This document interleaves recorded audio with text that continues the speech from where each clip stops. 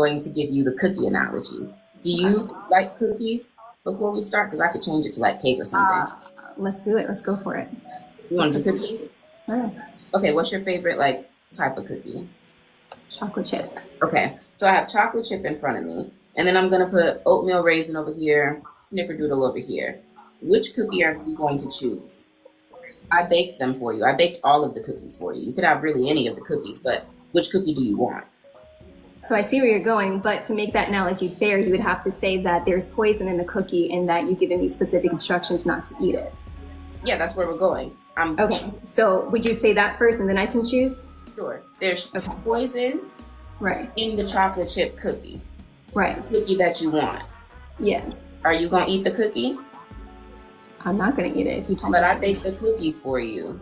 Why would I put the poison in the cookie for you when I didn't put poison in the snickerdoodle? I didn't put poison in the oatmeal raisin. I didn't have to use the poison. When non-believers talk about free will, this is where we get caught up. We don't understand why God put the poison in the cookie in the first place.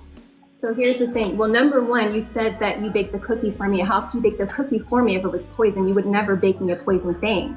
So I did though. I put a tree in the garden that you could not eat of. That's the poison reference.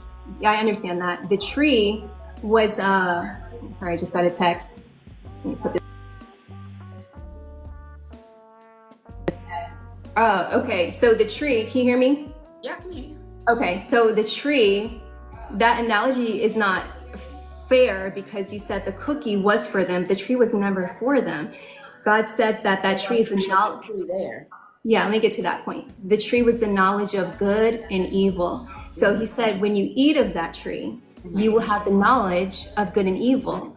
So the moment that they ate of that tree, they no longer experienced the fullness of heaven and Eden and the perfection. They immediately entered into sin because they experienced evil. So if you, using that cookie analogy, and you're like, hey, this cookie has poison in it, don't eat it. If I rebel and like, I'm going to eat that poison, then I'm going to reap the repercussions of me eating poison. I'll get sick, I may die, whatever it is, but I chose to do that. And because of that, I set myself up to experience that poison. You and all your goodness, you're like, hey, oatmeal, raisin, all these things you can have, but do not touch this or you will experience this. I think you don't understand the analogy. The tree is the poison. The Garden of Eden is the cookie selection. God never had to put the tree there. If the tree is not for them, then who was the tree for? And why did God give them temptation? When we talk about God giving them temptation, it sounds to me like God did not know what they were going to do. In my practice, I like to think of God as not being a perfect being because it helps people cope and understand and conceptualize better the life that we live. Last week, I posted a video about how Christianity, especially for Black women, is a fear-based trauma response. And it's actually rooted and requires the frequency of fear for it to thrive, right? And so in this video, I want to talk about how Christianity and fear can actually block your critical thinking skills. Now, my goal as a nervous system empath and healer for Black and brown women, helping them to restore softness and safety from the inside out, which means regulating your nervous system, is for us to lean into, participate in, and be nourished and nurtured by systems that actually promote and activate softness. And the idea, the point, is that Christianity and other religious oppressive systems do not promote this, okay? They are actually the opposite of us leaning into softer, true states, okay? Nothing surface level. And so as a nurse for 16 years, I know what it's like to feel like you're in this hypervigilant, alert state. And when I was in those hypervigilant states, I had to learn how to step away and take some time to regulate my nervous system, because otherwise I couldn't critically think and apply what I learned to help my patient, right? And in order to have the best outcomes and to promote the best outcomes for my patients and the best interventions for my patients, that medicine, I had to calm my body down. So I'm going to explain to you, according to neuroscience, this is not just spiritual feminine energetics, but I'm also going to explain to you why, according to neuroscience and nervous system energetics, why you're not able to critically think when you're in such an oppressive system like Christianity. Now, your body's nervous system's job is to store, conserve, and release energy to help regulate your body's safety, okay? Your internal organs, all of the major parts of your body are connected to your nervous system, which is why when they are in these irregular, erratic states, your body is affected, okay? Now, when we're in constant fear, like being terrified of hell, sin, or disobedience, our bodies stay stuck in a state of survival. And this isn't just emotional, it's actually neurological. Now, beta brainwaves are dominant in high alert, task oriented states. Okay, now there's nothing wrong with beta brainwaves. The point is, and the problem we run into is when we're in survival mode, right, or fear mode, we're stuck in high beta, which is associated with anxiety, control, fear, and overthinking. All right. So when your brainwaves are in this state, the brain prioritizes reactivity over reflection. So it's that go, go, go. Okay. And then critical thinking is limited. If you look at the graph, the bright beta brainwaves are so erratic. There's no room for critical thinking. There's no room for intuition, right, to settle inside of your body. Your body is in a constant readiness to fight, freeze, or fawn. And that was me. My nervous system stayed in high beta for years. I was constantly evaluating if I was going to go to hell, if I was sinning, and if I was good enough to be accepted. But here is our turning point. Healing happens when we start to access more relaxed brain states like alpha and theta, okay? Now, these are the brainwaves of meditation, daydreaming, intuition, softness, and relaxing prayer, okay? The prayers where you're not begging to a God outside of you, all right? Now, when I unknowingly began slowing down, when I was resting and learning to feel safe in my body, I started accessing those states, all right? Now, this is when you get your deep transmissions, your channeling. Many of you don't even realize you actually have the gift of channeling, but because those high stress level brain beta wave states are consuming your life, you can't even hear the messages, all right? And I can think, I could question, and I can see. And back in 2016, when I realized there was something wrong, like there was something missing, I believe that was me starting to hear the call of my body and my spirit that I needed to slow down and start to critically think and give my body the space to critically think about what this system was doing to me, what Christianity was doing to me and my body, and what it was blocking me from. I wanted to take a quick pause right here and welcome you into the Empress Temple, my online sacred sanctuary for Black and Brown women, helping you to restore your divine feminine essence and spirit.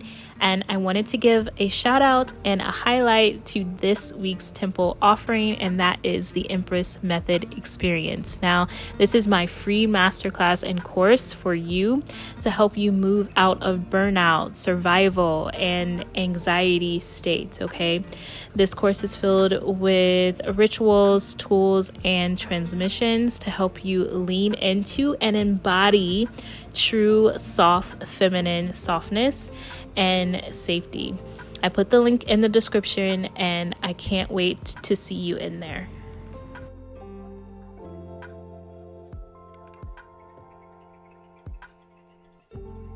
one thing that I know is that you cannot talk a Christian or debate a Christian out of Christianity. All right. I think that it's actually pretty futile and not pointless. I wouldn't say pointless, but when you're debating with a Christian about Christianity, okay, you're going up against fear, not logic. All right. I've already explained why there is this survival state that's embedded in Christians, because again, Christianity, it won't survive without the anchoring in hell and fear-based states. Okay, there's just no way that it would even survive. And so when you're arguing and debating with a Christian, they're scared of themselves going to hell. They're scared of disappointing their man God in the sky, right?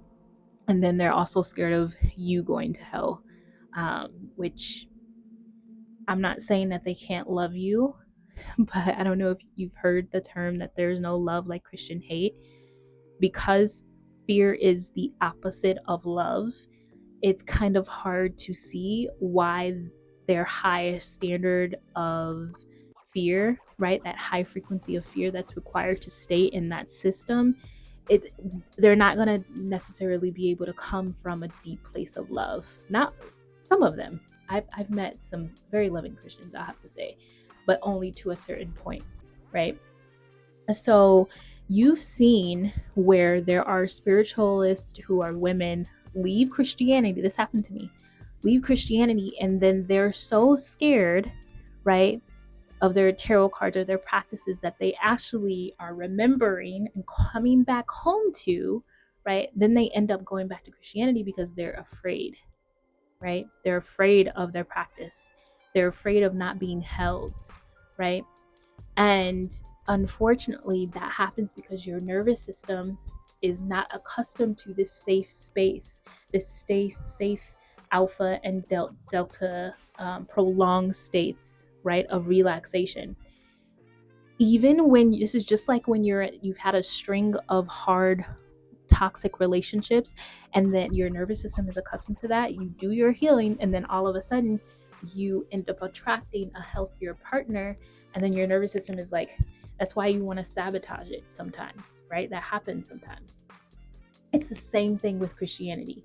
Just because something is healthier for you doesn't mean that your nervous system doesn't like put a flag on it and think that it's unfamiliar and like unsafe because it's unfamiliar. All right, that's what happens when you leave Christianity. I think for those of us who grew up with it and who were programmed in it and wired so deeply in it, we have a harder time. I think that some people don't. Some people, they're born with the like knowing and haven't had that programming so deeply, and they can leave it easier. But again, it's hard for you to become accustomed to it, and it's hard for a Christian to come from a place that it's not necessarily brainwashing. It's just fear. And unfortunately, I would liken it to a known illness. Not to disparage or denigrate Christians, that's not my job. Again, as a healer, I won't be debating any Christians anytime soon, because again, I find it pretty fruitless and futile. All right.